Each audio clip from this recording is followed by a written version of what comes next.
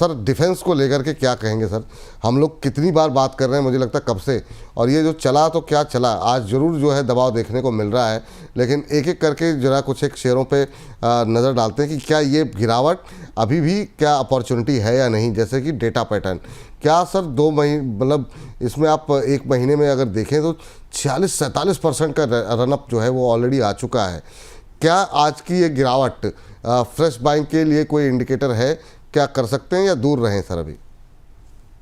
विपुल जी, काफी दिनों से मैं शेयर कर रहा हूँ BL, HL, मैचडॉक, ये 3 मेरे प्रेफरेबल बेट होते ही होते हैं बिल्कुल। और इसको हर डीरेट पे बाई करना है। चौथा स्टॉक जो जिसने अच्छा किया है वो है कोचिन शिपयार्ड। वो यूजुअली मेरे रेडार पे होता नहीं है, ना कभी रिकमेंड करते हैं, पर वहां पे एक अच्छा मोमेंटम अभी भी नजर आ रहा है। तो वहां पे अगर डिप मिलता है वापस तो वो एक ट्रेडिंग बेट हो सकता है। जैसा कि आपने डेटा पैटर्न का कहा, विपुल जी, डेटा पैटर्न काफी चल चुका है, ऑलमोस्ट आप कह सकते हैं 1700 से 2500 तक आ सकता है। तो जहां पे रिस्क रिवॉर्ड फेवरेबल नहीं है वहां पे कंप्लीटली अवॉइड रहेगा।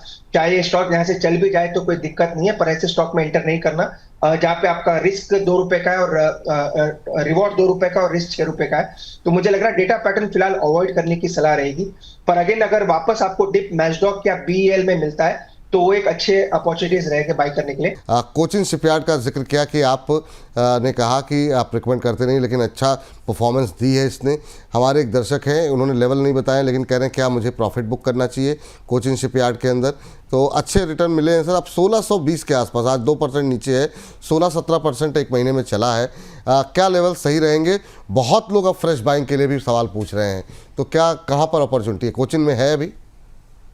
विपुल जी, अगेन मैं कहता हूँ पहले के 3 ही मेरे प्रेफरेबल है, पर कोचिन मेरे रेडार पे आया था कल, क्योंकि हम जो स्क्रीनर रन करते हैं उसमें ब्रेकआउट कोचिन में देखने को मिला है। तो इसका जो एंट्री लेवल है विपुल जी, जो हमारे सिस्टम में आया था वो आया था 1570-1580 के आसपास। अभी ये स्टॉक 1620 के आसपास है। तो डिप वापस 1580-1600 तक आ सकता है, तो उस चीज के लिए तैयार रहना है। तो अगेन अगर वापस आता है तो वो एक अपॉर्चुनिटी रहेगी शॉर्ट टर्म में एंट्री करने के लिए। तो कोचिन शिपयार्ड की जहां तक बात है, 1580 एक अच्छा सपोर्ट है, वहां पे एंट्री कर सकते हैं। स्टॉप लॉस काफी छोटा लगा है, 1550 का स्टॉप लॉस लगा है। मुझे लग रहा है वहां से एक अच्छा रिवर्सल देखने को मिल सकता है। ठीक सर, चलिए, तो ये बात कोचिन शिपयार्ड को लेकर निकल करके आती हुई एक शेयर जिसने पे आज 3% की गिरावट देखने को मिल रही है। कल क्या शानदार मूव रहा सर, और वो है GRSC का। सर 3% के आसपास की गिरावट जो है आज देखने को मिल रही है, लेकिन कल काफ़ी शानदार मूव सर GRSC में देखने को मिला है। कैसे देख रहे हैं सर GRSC को? इसने भी ये भी बहुत तेज़ी से ऊपर गया था और उस तरह की रिकवरी यहाँ पर अभी आई नहीं है जैसे कि बाकी डिफेंस में आई है। क्या यहाँ पर अपसाइड और है यार? क्या सलाह रहेगी आपकी? विपुल जी, एक्सेलेंट चार्ट है इसका, चार्ट काफी अच्छा है, पर वही चीज है विपुल जी, काफी कम स्टॉक्स में डिफेंस में अपने पास रिकमेंड करता हूँ, सभी ने अच्छे भी किए हैं। पर अगेन GRSC का चार्ट काफी मजबूत है और एक्सेलेंट ब्रेकआउट भी देखने को मिला है। 1890 के आसपास है ये, तो यहाँ पे एंट्री करना चाहे तो भी कर सकते हैं। एक थोड़ा रूम रखें एवरेजिंग करने के लिए 1850 के आसपास, क्योंककि ये स्टॉक ज्यादा वोलेटाइल है तो कभी भी आपको डिप दे सकता है। तो 1890 भी एक अच्छा एंट्री लेवल है जहां पे चल रहा है, और 1850 के आसपास आता है तो और ऐड करके भी चले। स्टॉप लॉस थोड़ा डीप लगाएं, 1800 के आसपास स्टॉप लॉस लगाएं। मुझे लग रहा है स्टॉक एक अच्छे मूव के लिए तैयार होता हुआ नजर। ठीक सर, मैं ये भी चाहूँगा सर कि आपके जो फेवरेट स्टॉक हैं उस पर तो लास्ट में बात करेंगे, लेकिन बाकी के जो आप ट्रैक नहीं भी करते हैं या रिकमेंडेशन नहीं हो तो अगर आप लेवल्स बता सकें तो ज़्यादा बेहतर रहेगा। बहुत सारे लोग क्योंकि अब डिफेंस में दोबारा एंट्री लेने की सोच रहे हैं। जरा सर आपने BL को लेकर के थोड़ी सी जिक्र किया था, जरा BDL का जिक्र कर लेते हैं। यहाँ पे क्या लग रहा है सर? 3.5% की गिरावट है, लेकिन ये भी 1 महीने में 19% के आसपास चल चुका है, 1483-1484 के आसपास। यहाँ पर क्या व्यू आपका दिखाई दे रहा है? यहाँ पे क्या सलाह रहेगी आपकी? विपुल जी, स्टॉक काफी चल चुका है। इनफैक्ट जो वार का सिचुएशन बना था उससे पहले से स्टॉक चल रहा है, तो वैसे स्टॉक बुलिश है। अगेन इसका जो एंट्री लेवल है काफी नीचे का है, फिर भी मैं आपको शेयर कर देता हूँ। नीचे में 1420-1430 के आसपास इसका ब्रेकआउट हुआ था, वहां से अच्छा चला भी है।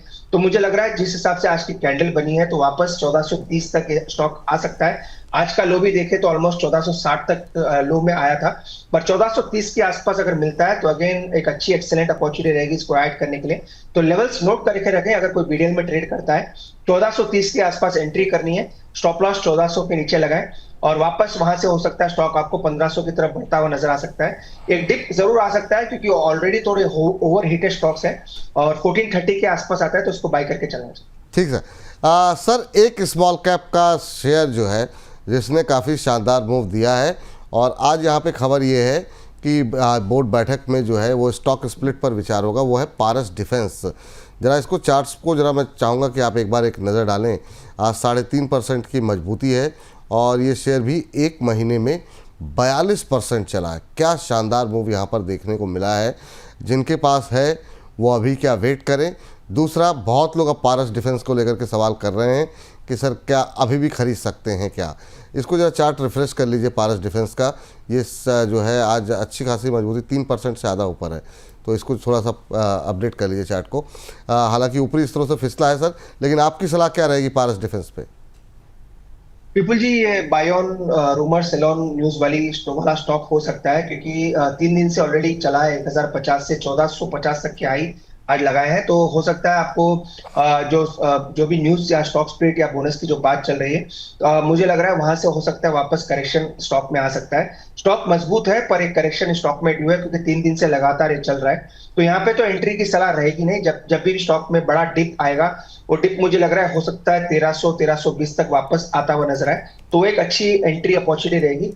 वैसे यूजुअली इसको मैं रिकमेंड नहीं करता हूं विपुल जी, पर चूंकि स्टॉक रिसेंटली बजिंग में है, तो इसलिए अगर किसी को एंट्री करनी है तो 1300-1320 एक अच्छा एंट्री जोन रहा है। ठीक सर। एक शेयर अभी है सर जिसको बीच में ऑर्डर्स तो काफ़ी मिले लेकिन शेयर चला नहीं है। क्या यहाँ पर चूंकि इसने ये चला नहीं है, क्या तेज़ी आ सकती है? भारत फोर्ज सर, ऑर्डर्स बीच में काफ़ी मिले हैं लेकिन कोई संभावनाएं हैं क्या इसके चलने की?